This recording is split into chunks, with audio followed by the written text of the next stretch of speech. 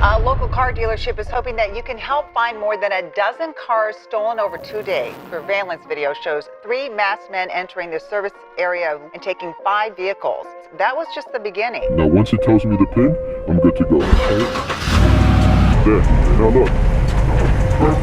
You drive it. It's almost like trying to guard LeBron James. This would be a payday for me. I like this. This is money. Right here. Probably 2 people in the United States are better than me.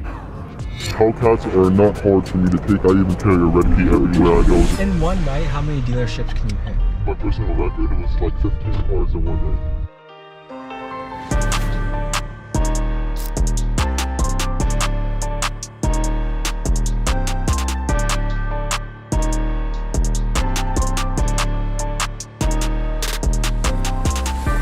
Respectfully, after meeting their employees, I know they're not going to chase me. So I would take that literally right out the lot and drive it out the lot and wave at them as I'm leaving.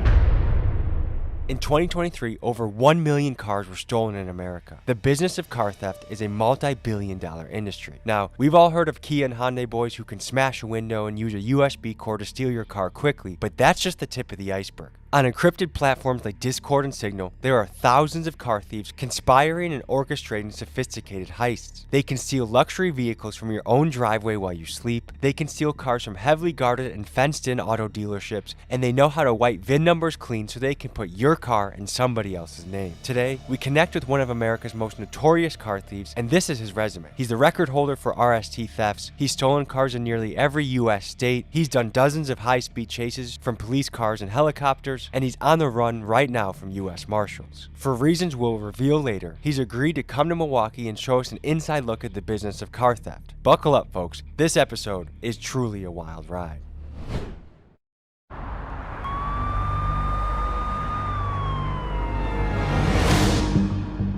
Given the nature of what Felix does for work, he wanted our first meeting to be in a private and secure location. So I sent him the coordinates for an abandoned building by my house and told him to meet me on the 2nd floor. We're meeting our contact in an abandoned building, and he's gonna take us deep into this world.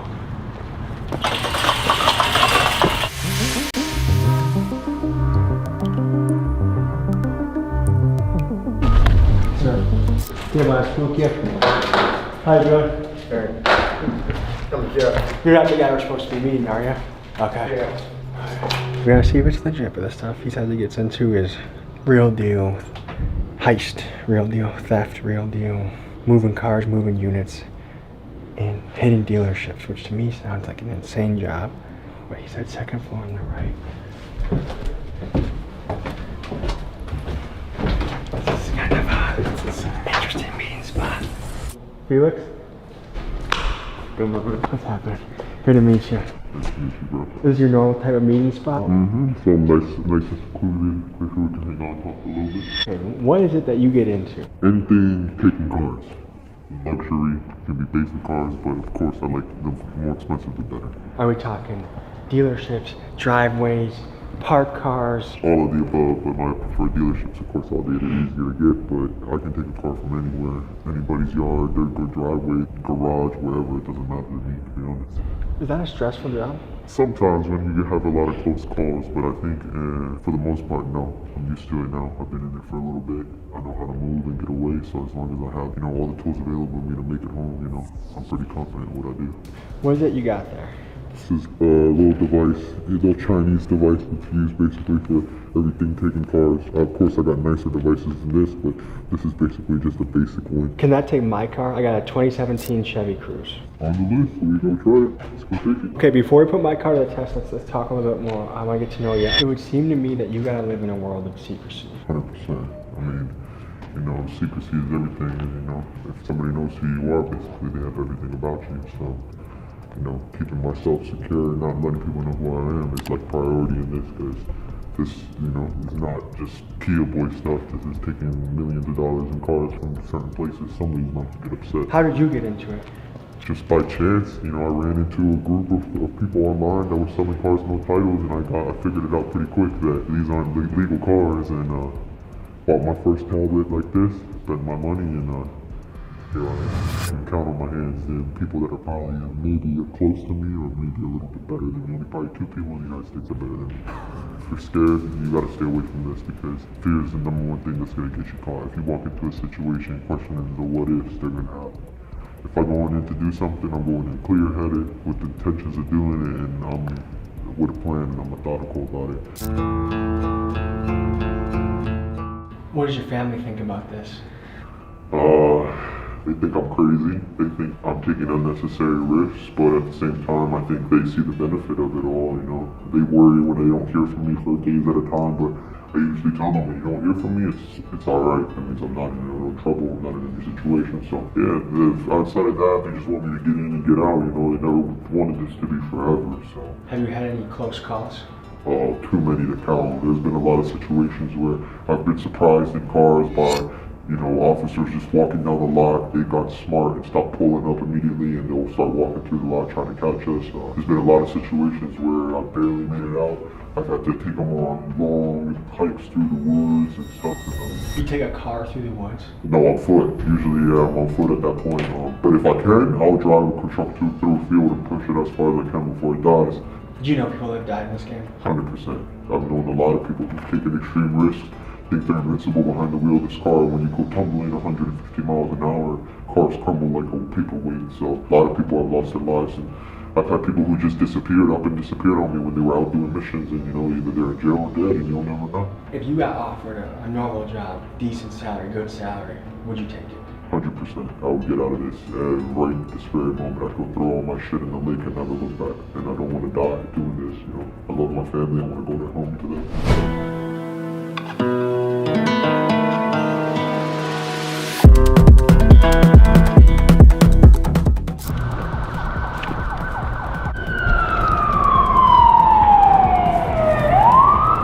So that didn't get your blood going at all? No.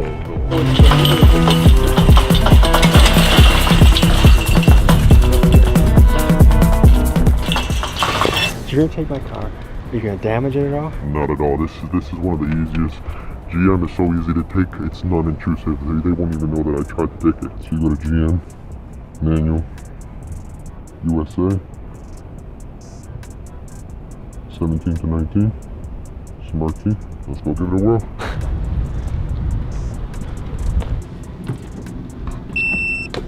The light means you're ready to work. Basically what you're waiting for is the pin to be red, and once that pin's red, we can start it.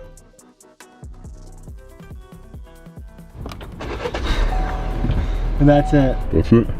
And you see your car even's letting you know, yo, your theft deterrent system's going off. But the car is so broken that we can just take it. So now we're in business. Now we can take this and ride around the city and go get some more cars. Let's go. Someone can literally take my car, put it in their name, and just that's it? Enough paperwork, enough, you know, pushing papers. You can have anything really in this world cleaned up. And I'm so confident. For the most part, I'm not even using gloves when I'm doing this. What? I'm just driving around normal. Because I know nobody's going to even really look for this car once it's taken. Alright guys, mission complete. We'll see you in the morning when we hit the dealership.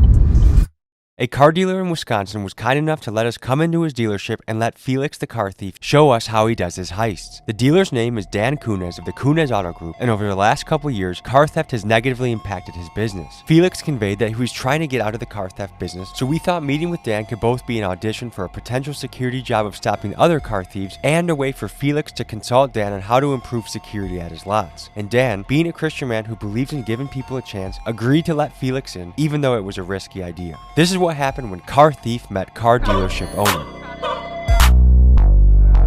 580 Maybach, my bitch got face tags. Sorry I had to dead you on the tab, it was payback. Feet up, laid back, handbox, play that. If you're feeling some type of way, then just say that. How does it feel being in a car that's not hot? Crazy feeling, bro. I'm almost feeling like I gotta drive it a little bit more safer. Like a grandma, you know? Oh, see, this is all money to me. You see all the trucks? That's all money. This is it. Oh, I like his truck. See, if you want to keep your shit from getting stolen, buy a Ford. Those are the hardest ones to take nowadays. He said he liked your truck. Yeah, I love the Shelby Raptors. Great trucks. I was a TRX guy before. Oh, I love TRX. That's my favorite truck. That's one of my favorite trucks right there. Silverado?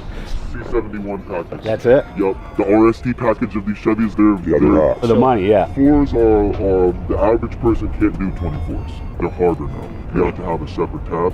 The GM came up with a new thing, 24-digit pin. And these tablets I got with me right now can't generate the pin, but these aren't impossible. It's literally just buying a new piece of tool. I just haven't bought it. And this is online. Online. Amazon. Amazon's the biggest contributor to this, 110%. They're selling OEM keys, locksmithing tools, anything. You can buy key cutters on Amazon. Like, that's ridiculous. A lot of these guys, they're sophisticated. They got key cutters. They're coming into the lot, they're taking the VIN down, they're getting a key cut by the VIN, and they're coming opening the door like they own it. To learn more about how stolen cars get washed with clean VIN numbers, we tap in with our New York correspondent, M-Box. M-Box is a rapper who has many songs covering the illicit car business, and you'll hear his music throughout this episode, and it's linked in the description. Here's what M-Box found out about VIN numbers. GLES stole the keys from your mom. Once you yank out the tracker, switch your plates, and you're gone. I got the drop on a crib that got an RS Avant. Ride around the city just waiting for a sign.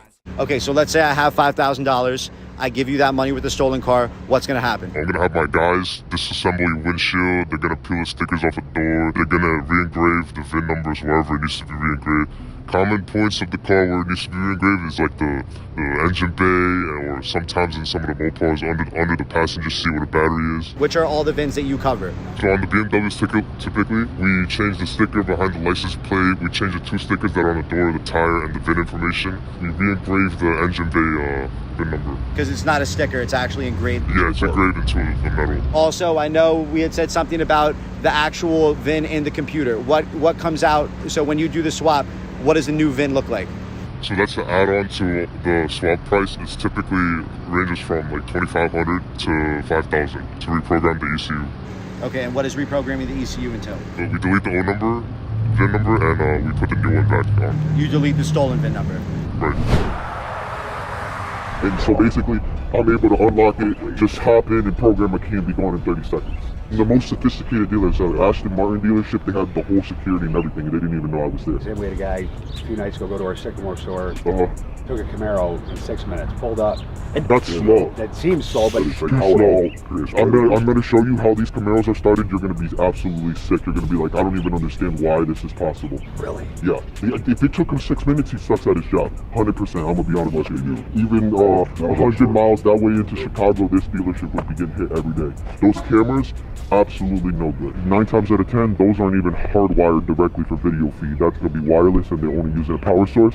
I turn on a Wi-Fi jammer, no good. That shit's done. You know those police boxes they're trying to get you guys to buy with the lights and everything? Trash. Don't even buy it because a jammer, no cellular service, it doesn't work. Cuts it right off. No, cuts it right off. Everything in a 50-meter area right here wouldn't work. The OnStar, none of that. Everything. Yeah, that's another side of the thing is people are using credit profiles, buying cars from the dealers on the fake profiles, and then selling them. The new thing right now is cars being traded in. Yeah, they're only trading them in with only 2 keys, and there's 3 keys in the system. Gotta have your guys start pulling locksmithing devices. They're getting clean titles. Yep, the fake titles. And guess who's the #1 producer of that? China. People will ask for like, hey, I have a clean title for a 2024 Grand Cherokee, find me a 21 because it's the same body style, and they'll buy the sticker, swap it, and use the clean title to come and sell it back to the dealer. Or Carfax not safe either. I can have somebody generate a Carfax history behind a fake VIN, and you'll look at it and go, oh, it's all, they've been maintaining this car since the day that, and it's not even, it's so bad, I can have GM acknowledge a MCO, which is a manufacturer certificate of origin, and they didn't even produce it. How is that possible? Because people are just stamping, not even thinking. They're just doing it. And they're contributing to a multi-million-dollar fraud scheme that doesn't just end at stolen cars. It goes into everywhere. Credit cards, human trafficking, theft, burglary. A lot of these 1500s, these are being used as rammers. These are just being used to take other more expensive cars or to take down store buildings, you know, to go into Prada, everything.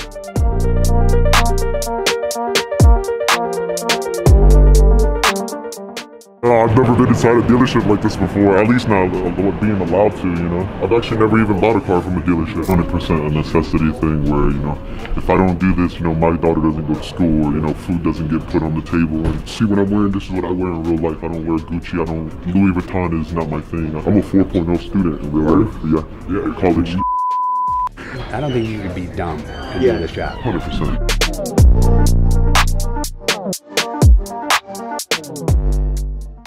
I'm not going to need this because it's all GM, but if I need an Escalade or I want a Charger, a 2500 Dodge truck, I'll even take a Honda Civic if it's worth enough to me. This is a universal. It's in the shape of a Dodge key, but this is a universal key. How you can tell is it has no car figurine. So I either have a car or have an SUV. So I can take this and generate this with my tab and make this a 2023 Honda Civic key. I plug up into the Honda Civic and the car will think this is a OEM key and let me start it. I'll show up with 3 or 4 guys and take all these at the same time and drive them out. And it's worse that he has them right here. This is like, and there's no cameras, you're asking me to come. So what would you recommend this guy I gets from? Camera, loudspeaker. Part of me changed when I seen the guy get really upset about his car, and I was like, you know, why should he care? He has insurance. But then, you know, after kind of reading what he said online, it kind of touched me. It's like, hey, some of this stuff is sentimental to these people. People have worked hard for this. You know, they don't want their stuff just getting taken. No way you're getting what this car is worth. This car, for example, is only worth $1,000 on the street. Maybe $500. This car? Yeah. It's only worth $1,000. $1,000, maybe $500 to be honest with you. How? It ain't worth nothing. It's a 15. It's one of those things that's so old that people aren't even gonna like really want it. Somebody took this, it would just end up as being used as a striker to take other cars. And then does this lead to stuff like drive-bys or Drive-bys, robberies, burglaries. I mean, for all we know, people could be using these cars to kidnap people. We don't know. What car is this? A Tahoe? Or Tahoe, yeah. So this takes more time than it's gonna take me to grab this car. Let me put the keys over here. Yeah, for the record, guys, for the record, keys are over here. Yeah, I'm just gonna get them.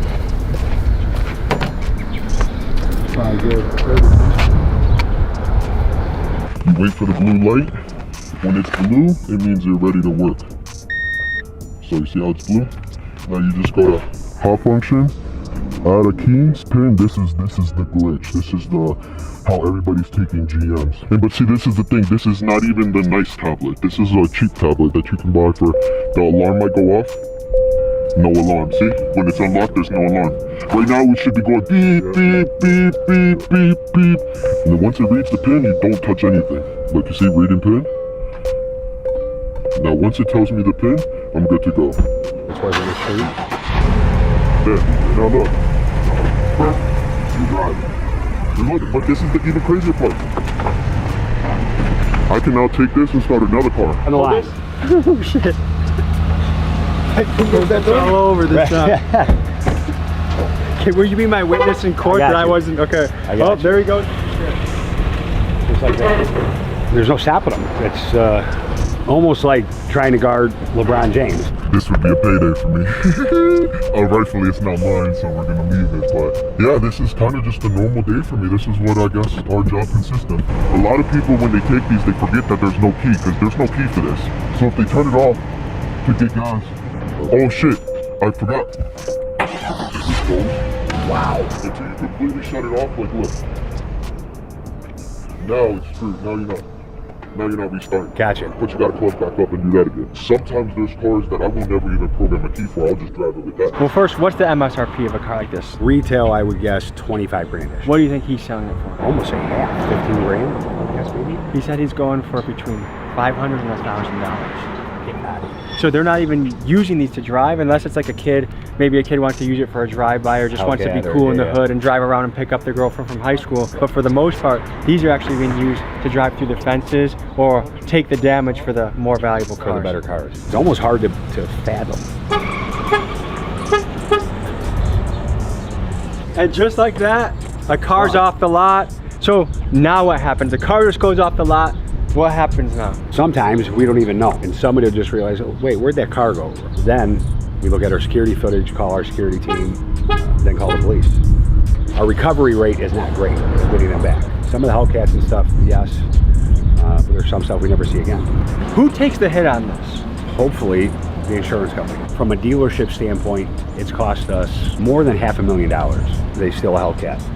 Insurance is $100 grand. If we recover it, then we only get 60% of the value from the insurance company, so call it 60 grand. If you recover the stolen vehicle? If we recover the stolen vehicle, yep. And if we don't, then hopefully insurance covers it, but our premiums have almost doubled since all this.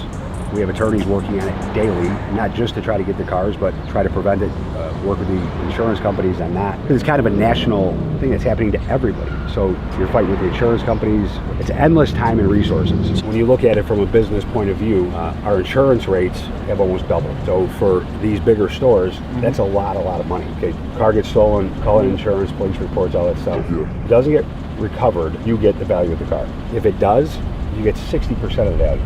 So if it's smashed, this, that. They're damaging the electrical system to tear out any trackers. When you talk to car thieves, it's a common thought process that what they are doing is largely a victimless crime because, well, the insurance companies will pay for it anyways. To see if this is true, we spoke to Mohammed, a Milwaukee insurance agent, to see how car theft impacts the common man. I would say that majority of Milwaukee consumers have seen a rate increase, and it is due into factor of, stolen vehicles, theft on personal property, mainly just overall the inflation of the vehicle. So again, it all ties into a part. I've known friends and family who've had their vehicles stolen. I've personally had my vehicle broken into multiple times in certain parts of the town. It's not something you really want to deal with on a day-to-day basis. It kind of ruins your day, ruins your week. But it's unfortunately the life that we live in. Of the aftermath, if their car gets stolen, and they can't make ends meet, they can't get to work, they can't take their kids to school.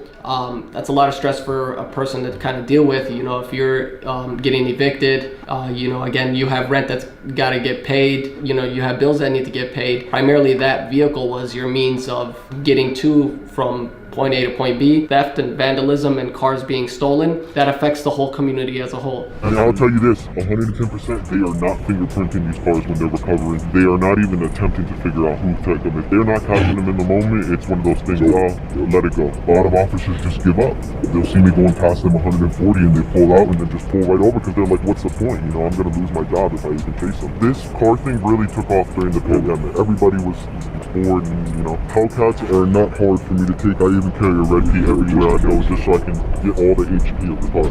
But if I don't, I got regulars, like I just got them. And my biggest, I can get these, the thing is, I can get these from the company. But they're selling it to me without a license. To me, I don't understand how that's possible. Even the stuff we have to provide to them. Yeah. Proof of ownership, copies of title. I've never been asked that. This tablet is literally registered to an address in North Korea, and the company lets me. North Korea? Yeah. Kim Jong-un in on this or what? I mean, you can make the address 123 suck my and taking it. Father's Day, I caught a guy, he was eating crabs, and I felt bad about it. That's why I stepped away from the key because I'm like we're crossing a line here now, because obviously in a lot of people's mentality, it's the dealership's not suffering. Screw the man, but to me, I understand the consequences of it all. And see, the other thing is, I didn't even bring the other device. There's a device that somebody gifted it to me. He sent it to me from free. It's a $3,000 device. I can take any Toyota or Lexus through the headlights. If you start noticing your vehicles are being damaged and they're ripping the headlights off or ripping the bumpers, they're trying to access the plug, the harness for the headlight. You can brute force it through that. We call it a CAN bus attack.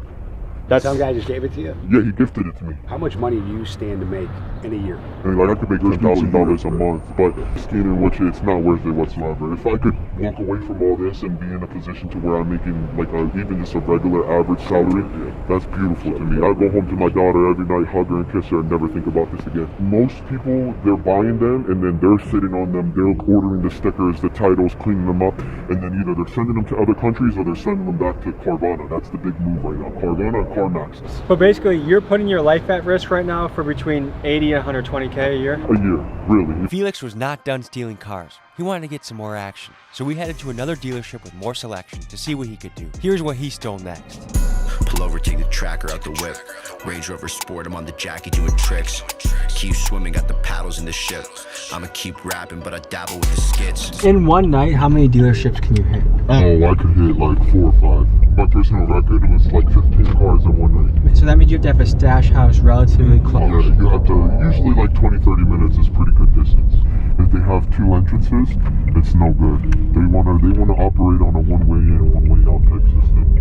Because if not, you see all this is basically slim pickings. Like all that stuff, there's not anywhere near the building. Anybody can come in and just grab this and dip off it. They're not even going to trigger. You see, there's no motion sensors. There's no sensors right here or a gate that's stopping me or nothing. All this is too far for those cameras to even recognize. So anything in this back lot right here would be easily like that. I like this. This is money. right here. So how's the security on this dealership? Are those cameras up there? Nope. That's all for lighting and like this is probably one of the worst dealerships I've seen in terms of security. Why? The only thing that's saving them is that a lot of these are Fords. There's no security, there's no loudspeakers back here to deter anybody. I basically could get dropped off right in that parking lot, walk into here and hang out in this lot for hours on end and they wouldn't even know. And see, this is, to me, this is like a wet dream. Like to find this many Shelby trucks in just one spot is unheard of. Same thing. Like, why is this sitting right here? That should not be sitting. Can you take that? Oh yeah, 100%. See, it's so far from the building, he's not even gonna know I busted his window and I'm in his Corvette taking it. He's not gonna know. Has this spot ever been hit by car thieves? Yeah, a couple of times. We had some test drives pull right off and, you know, go get the windows tinted. And so it usually happens more if we are busy, you know, got 2-3 customers and then just send them on their way. You know, they take off in the dealer plate. Yeah, it happens. A Hellcat, you know, right next to our showroom. It was a 1,000 horsepower Hellcat, and 5 in the morning they came and broke the windows, tried to get in it, but yeah, they couldn't get it started, so they left it. So. Yeah, because it takes too long to program the key. I'm the guy who's usually hitting your lots, taking your guys' stuff, to be honest with you. So is it worth it? Not at all. But it's a cycle, what can I say? I'm basically somebody addicted to fentanyl, except I got more comprehension of what I'm doing. You know, it's good people trying to cope with things, or trying to provide, or trying to do different things. And I would venture to say that this is almost an addict mindset. It's some of it's adrenaline, some of it's they don't feel like there's any other way. It's easy to some people. A lot of it's addiction for whatever they're doing it for. You know, I carry every key. Like, if that would have been me taking that Hellcat would have been gone, and they would have never seen it. Those are rookies. Okay. Just to be honest with you. I can take anything in this lot if I want to, if I really want to. It's not a challenge. And I got track hawk keys. You got everything. I got everything you can think of. This ain't nothing. I got a bag at home with 35 keys. This is what I carry for fun. Just in case I come across a Hellcat. Or is that a Scout over there? Yep. Yeah, see? I would not be deterred by the daylight one bit. I would take that broad day. You would take something from this dealership in broad daylight? 100%. Especially respectfully after meeting their employees, I know they're not going to chase me. They're not going to even try to stop me.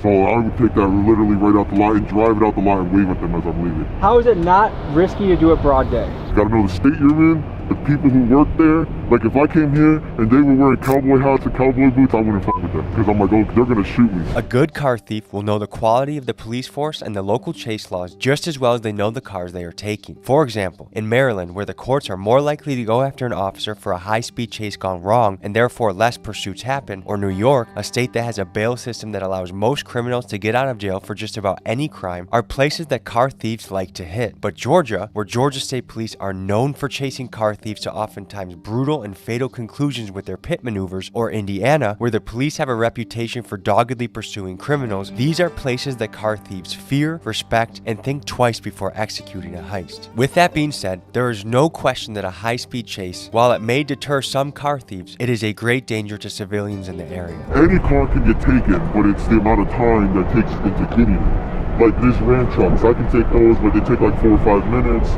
But the GM trucks, I can start in 30 seconds. This is pretty crazy. I watch you every fucking video. I appreciate you. Did you think it was this easy? I've seen like the Kia Boy tutorials, you know, the USB drive, but I definitely like to see what it's like in an American car. What's going through your mind right now? This is crazy. You don't see nothing like this, you know? It's kind of cool to see it actually happening in the process. So here we go, 19, perfect. Denali, it's a small screen. It's going to be pushed to start because of the year. We are now in the... Yeah, this is perfect one. And look, now I'm going to show you guys the big boy pad. It doesn't make no difference, but it's the same thing.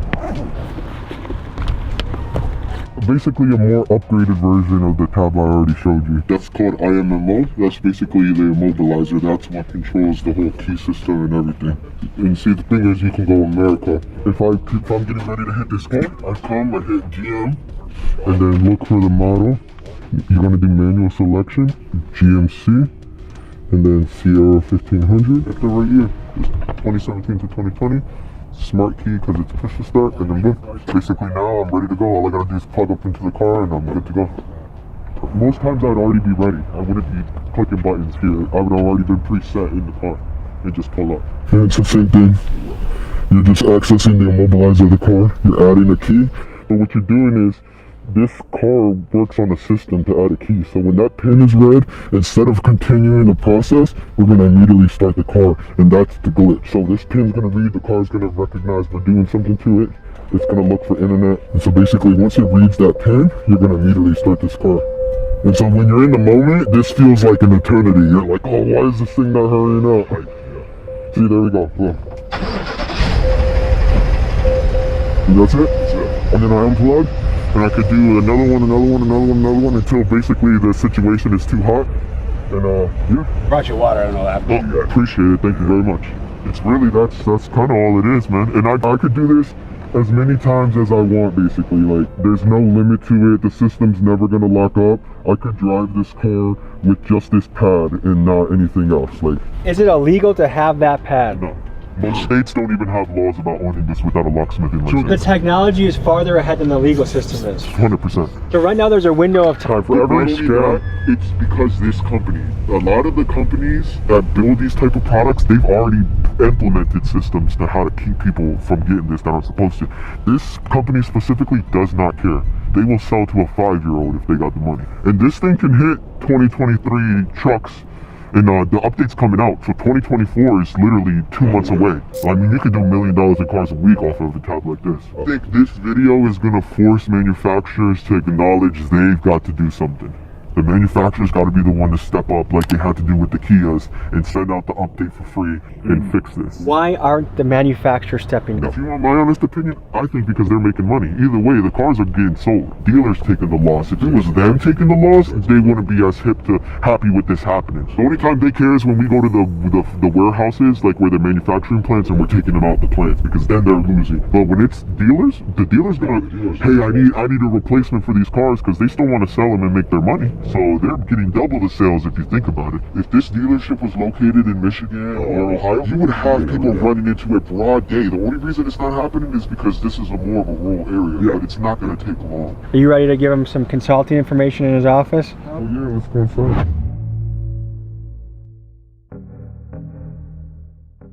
So I have some ideas for you to protect your dealership. All right, what do you got for me? Because I need it. I think the number one thing is keeping the better inventory to the front. I think either way, customers coming into the lot are going to be gravitated towards the front of the building anyways.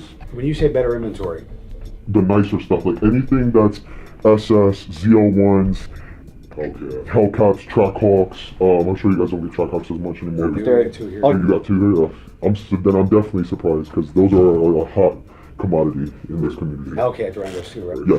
Oh, the 392 Durangos too. Even then, they love it. You say to the front, not at the front of Right by the sidewalk, yeah, but right in front of the building, because anybody can walk up and not trigger those cameras on those sidewalks. I could do it. I could army crawl basically halfway to your lot and your camera wouldn't even see me. That and exploring OBD2 port locks. You can find them and get a specific key made so they're kind of all matching, so you don't have to keep 1,000,001 keys. Again, and see, the thing about this community is it's like a rumor mill, so as soon as they know, they're never going to touch any of your dealerships again, just out of fear. So the first time we got hit at one of our stores, they took the 6 cars. Yeah, they came prepared. They came for 6. Yeah. They had the Trackhawk and the Durango both filled with people.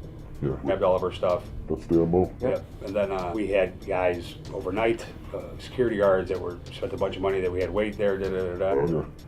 And about when we stopped, because that's why we thought maybe there was an inside guy. And about when we stopped, really, like we got over it. It's over. Okay, fine. 2 minutes by, bam, they hit us again. Wi-Fi blockers, security blockers. Yes, the only thing is it's hard because your guys are at a disadvantage. They're considered federally illegal, so you as a dealer couldn't buy one and turn it on, because if your neighbor tries to call 911, they can't call 911. But see, as a criminal, I can just buy it and turn it on and all your security cameras are toast.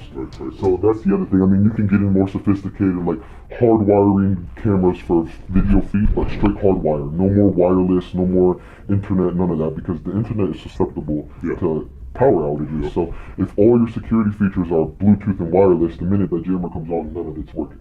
I think my biggest fear is secondary trackers. all day. Especially ones you worry about. That's what scares me to death. Secondary trackers that are wired to the car, not anything like Apple tags. Apple tags are useless. Tile, useless. Any of that junk, useless. Get brick house security boxes that are magnetic that stick to the underside of the car, or LoJack that's hardwired into the vehicle. And make sure when they install it, they put it somewhere that's not immediately underneath the steering wheel, because that's the first place anybody's going to check. Yeah, but if you put it somewhere wired into the trunk or into the engine bay, they're not thinking in the moment, and that, I think, it will give law enforcement enough time, because most law enforcement want to stop this. No, yeah, for sure. But what can they do when they just find a car abandoned in the middle of nowhere and there's no information about this? LoJacks will give them the history of how these cars are traveling, where they're going, and ultimately I think it's going to show that most of these cars are ending up at other dealerships to steal other cars. So just basically all the stuff that we're trying to do, just be smarter about it. Yeah, really, because and you got to also remember, they're watching you. They're always going to be watching. They only got to be right one time. You got to be right every time. That's the biggest disadvantage to this. Everything, interrogating salespeople, what they may know, and then looking through the customers who sent in leads on those cars, who came to test drove those cars, fake IDs. It's never ending. Daniel? Richie D, you driving? I am. We got you on speakerphone with Tommy and Felix.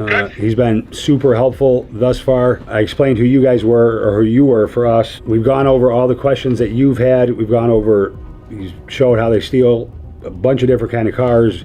We've got a lot of good stuff, and he's been more than helpful. So I just don't know if there's anything else that you may want to ask him, or how are because it's a cat and mouse game is what it really is. It's every time we figure out what they're doing or what anybody's doing to steal it, we try to change things up. How are they getting the inside information of what we're doing? Manufacturer, they're the #1 guilty of this. They're literally, basically their owner manuals are a how-to guide how to remove OnStar. Every year an owner manual will come out. If I'm second guessing myself about GPS technology, I'm looking at the owner's manual, or I'm researching online about the car. I've noticed recently, instead of going to like the Hellcats, the Chargers, Challengers, Durangos, all that stuff, I've seen a lot of Camaros. It's because I can take a Camaro without having to use a bypass. Are you familiar with how Mopars are taken? We have to tear out the glove compartment and then pull the carpet, and it gives us access to something called the Star Brute Force bypass. And so on Mopar, you need to use a bypass. Most kids don't know how to do it. A Camaro or Corvette, it can just be plugged into the OBD2 and started like that. Like if you were here, I could show you basically how easy GM is to, we call it glitching. What are they doing with most of these vehicles? Are they re-vinning them? Yeah, it's usually re-vins, and we call them fake t-shirts. They're called fake t-shirts. Or you call them t-shirts. If somebody's saying, I got the stickers in a t-shirt done, it means they did the stickers in the title for the car. What they're doing is they're selling them on Facebook Marketplace to unsuspecting people who are buying them, thinking the titles are good. They're going to register them, and then it's coming back janky, either a week later, a month later, who knows. But somebody's getting screwed in the process, Thanks for coming out, talking to Danny and everything. I really appreciate it. Yeah, for sure.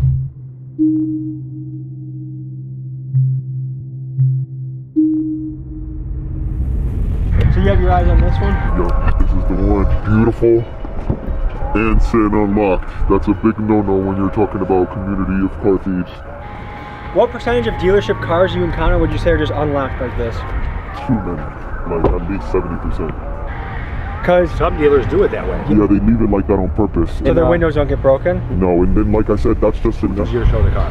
Yeah. So they don't have salesmen losing keys, wasting time. Yeah, because you got to think if the salesman loses the key, they got to get it replaced. Yeah, they're $200. You guys don't keep a locksmith on call, do you? So you got to call somebody. So if you put an OBD blocker on that, they're not taking this car. You see that little port right there? That's what I'm plugging into to take this car. How much does that cost? OBD blocker? Yeah, it could be like $20. If you buy a really nice one, maybe $30. But you see how easy it is to plug up? If they block those, it's over. And you don't see this changing going forward? Especially learning what I learned today, I really don't. Unless the manufacturers get involved, unless they have specific ways, or again, even like he was talking about how easy it is to buy the tablets, how easy it is to buy the keys. Unless that stuff tightens up, other than putting $1 million+ fences, things like that, I don't see it changing, no, unfortunately.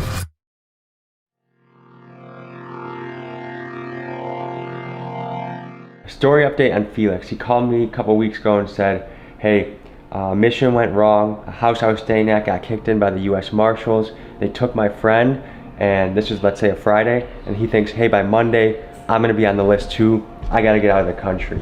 And initially how we were trying to end this story is actually get him hired by Dan and Kuna's Auto Group and maybe put him in a security role. And he was very excited about that. But I don't even know if he's in the country anymore. He hasn't really been answering my call. You know, last conversation he had, he said, post a video, protect my identity. I know you'll do a good job. We're gonna call Dan and deliver the bad news that, you know, there isn't necessarily gonna be a happy ending to the story that we know of. What's happening, man? How you doing? Oh, good. I'm not bad. Okay, so one is the story isn't gonna have as good of an ending as we thought. I know that initially we were brainstorming, you know, how could we get Felix a new start, a new beginning, and I thought I was very impressed that you'd even consider that, given his background and given your business. So I was very impressed with you by that. But he told me about a couple of weeks ago that a mission went wrong and that his friend got grabbed by U.S. Marshals, and likely he would be as well. And so I don't know if he's in the country. Yeah, I don't know if he's on the run, I think. So I don't know if he's still in the country or where he is. But he told me to tell you, like, he appreciates the opportunity and that he doesn't think it's gonna be working out like that, like we may have hoped. Well, if something changes, because I did talk to some people about it, you know, like logistically, what would we do? How would we do it? Why would we do it? And you know, we kind of came up with a way he could have been useful, and we love to help those people if we can, if they want to change, you know. You know what? And I don't know about you, but I got the genuine impression from him that he was just looking for a way out. And for sure, and that's why I even pushed the issue, because at first everybody in my organization is like, well, why would we do that? Like, do you think he's just gonna do this again, or if he's not making the money he wants, is he just gonna do it again? And I'm like, I don't believe so. I don't think it's about money for him. It was in the start. It's not now. I mean, sure, you're gonna make the money where you can, but if he's got a fresh start, a fresh life, and he's making relatively decent money that he can provide for his family, I think that's what he's really trying to do. Exactly. Just tell him I'm praying for him. Tell him I'm here. You know, tell him everything happens for a reason, and I believe that. We'll be in touch, man, and have yourself a great rest of your day, okay? Man, Tommy, thanks. We'll talk to you Yep, take care, bye-bye. So, folks, that's it. I genuinely hope Felix can have an opportunity to have a good, safe life. So, appreciate Dan for letting us into his dealerships. That was very brave of him. Most dealership owners said no when I asked, and I appreciate Felix for coming out here to show us that, because that was a great risk to himself. So I hope you learned a lot. I hope you were entertained. I'll see you guys next week.